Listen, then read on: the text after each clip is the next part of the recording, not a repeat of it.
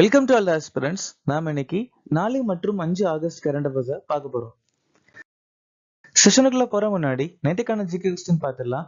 கோலினி மற்றும் கேனோ எந்த மாநிலத்தின் நடனம்? அசாம். ஃபாகுவா மற்றும் சமச்சக்குவா எந்த மாநிலத்தின் நடனம்? பீகார். கௌர்மரியா மற்றும் பாலி எந்த மாநிலத்தின் நடனம்? சத்தீஸ்கர். தாலோ மற்றும் ஆமோன் எந்த மாநிலத்தின் நடனம்? கோவா.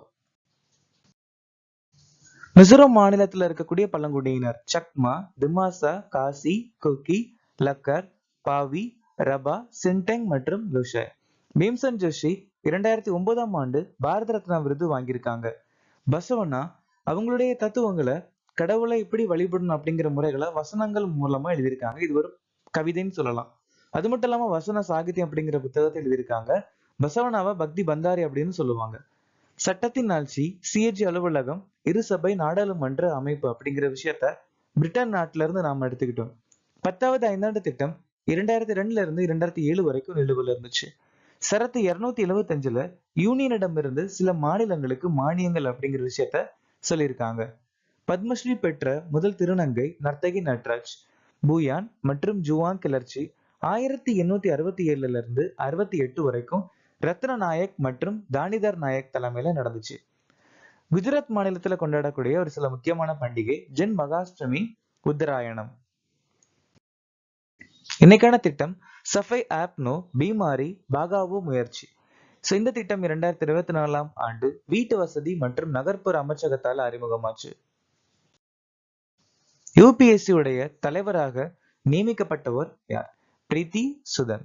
ஐஐடி கராக்பூரில் இருந்து கௌரவ டாக்டர் பட்டம் பெற்றவர் யார்? சுந்தர் பிச்சை. எந்த ஆயுதப்படை சுவிதா மென்பொருள் பதிப்பு 1.0 அறிமுகப்படுத்தியது? இந்திய கடலோர காவல் படை. எந்த மாநில அரசு கோயம் வினாமுல்யா விச் ஏவ்ஜான் திட்டத்தை அறிமுகப்படுத்தியது? கோவா. சிக்கிம் ஆளுநராக நியமிக்கப்பட்டவர் யார்? ஓம் பிரகாஷ் மாத்தூர். கைவாலியா திருவிக்ரம் பர்நாயக் அருணாச்சல பிரதேச மாநிலத்துடைய ஆளுநர். சிவபிரதாப் சுக்லா ஹிமாச்சல பிரதேசத்துடைய ஆளுநர். பிடி மிஸ்ரா லடாக்குடைய லெப்டினன்ட் கவர்னர். அப்துல் நசீர் ஆந்திர பிரதேசத்துடைய ஆளுநர். லா கணேசன் நாகாலாந்து. ராஜேந்திர விஸ்வநாத் அர்லேக்கர் பீகார். ஹரிபா கிஷன் ராவ் பாக்டே ராஜஸ்தான்.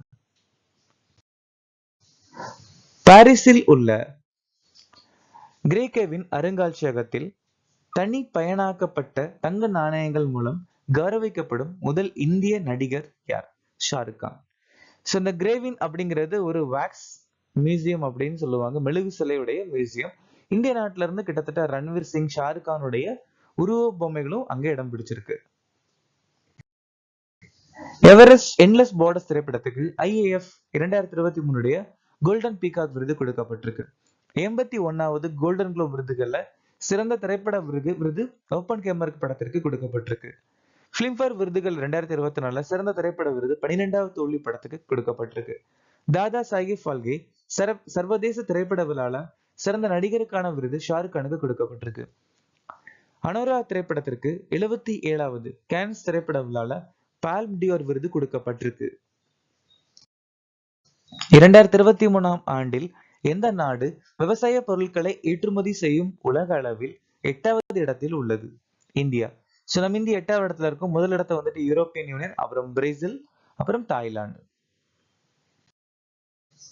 2022ஆம் ஆண்டுல ஏசியன் டெவலப்மெண்ட் வங்கியிலிருந்து அதிக கடன்களை பெற்ற நாடு பாகிஸ்தான். ஐக்கியூ ஏரின் படி உலகின் மிகவும் மாசுபட்ட நகரம் பீஜிங் மற்றும் பெகுசாராய். அதே ஐக்கியூ ஏரின் படி உலகில் சுகாதாரமான காற்று பட்டியல்ல காத்மண்டு முதலிடத்தை பிடிச்சிருக்கு. வெளிநாட்டவர்களுக்கு மிகவும் மலிவான இடமாக முதலிடத்தை பிடிச்சிருக்கிறது வியட்நாம். கிட்டத்தட்ட 4வது வருஷமும் முதலிடத்தை பிடிச்சிருக்கு. எந்த நாள் உலக நுரையீரல் புற்றுநோய் தினமாக அனுசரிக்கப்படுகிறது? வருஷந்தோறும் ஆகஸ்ட் மாசம் 1ஆம் தேதி நாம இந்த தினம் அனுசரிக்கிறோம். இந்த வருஷத்துக்கான மைய கருத்து பராமரிப்பு இடைவெளியை மூடு. மே 25 உலக கால்பந்து நாள். மே 24 சர்வதேச மார்க்கோர் தினம். ஜூன் 12 குழந்தை தொழிலாளர்களுக்கு எதிரான உலக தினம். ஜூன் 13 சர்வதேச ஆல்பினிசம் விழிப்புணர்வு தினம். ஜூன் 19 உலக அறிவால் செல் தினம். ஜூன் 20 உலக அகதிகள் தினம். ஜூன் 30 சர்வதேச பாராளுமன்ற தினம்.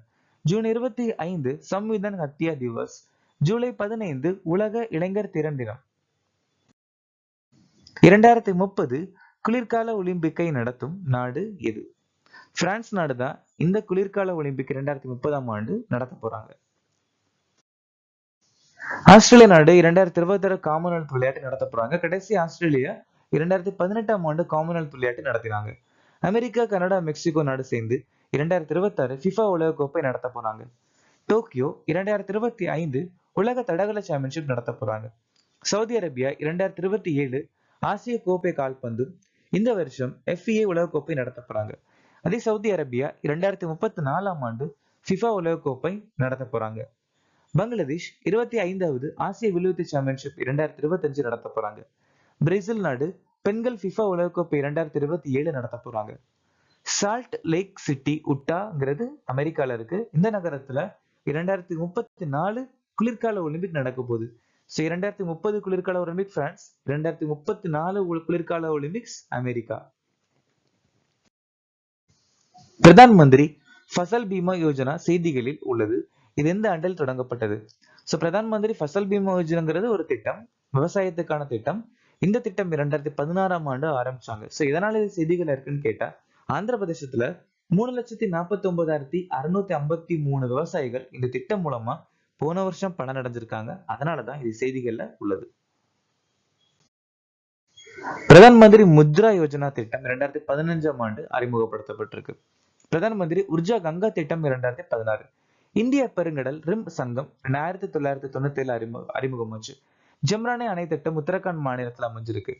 பிரதான் மந்திரி கரீப் கல்யாண் யோஜனா திட்டம் 2020ஆம் ஆண்டு அறிமுகமாச்சு. எதனால அது செய்திகள் இருக்குன்னா, இந்த திட்டத்தை இன்னும் 5 ஆண்டுகள் நீட்டிக்கப்பட்டிருக்கு. ப்ராஜெக்ட் லயன் அட் 2047 2021ஆம் ஆண்டு அறிமுகமாச்சு. Project dolphin 2019, project elephant 1992, project tiger 1973. Barda வனவிலங்கு சரணாலயம் குஜராத் மாநிலத்தில் அமைஞ்சிருக்கு. ஜூவாலஜிக்கல் சர்வே ஆஃப் இந்தியா அப்படிங்கிற அமைப்பு 1916ஆம் ஆண்டு அறிமுகமாச்சு. இந்தியாவில் விற்பனை வரி எந்த ஆண்டில் அறிமுகப்படுத்தப்பட்டது? 1937 தான் இந்தியாவில முதல் முறையா சேல்ஸ் டாக்ஸ், அதாவது விற்பனை வரி அறிமுகப்படுத்திருக்காங்க. வருவாய்த்துறை வருவாய் வரி வந்துட்டு 1860ஆம் ஆண்டு அறிமுகமாச்சு. அதே இன்கம் டாக்ஸ் ஆக்ட், அதாவது வருவாய் வரி சட்டம் 1961ஆம் ஆண்டு அறிமுகமாச்சு.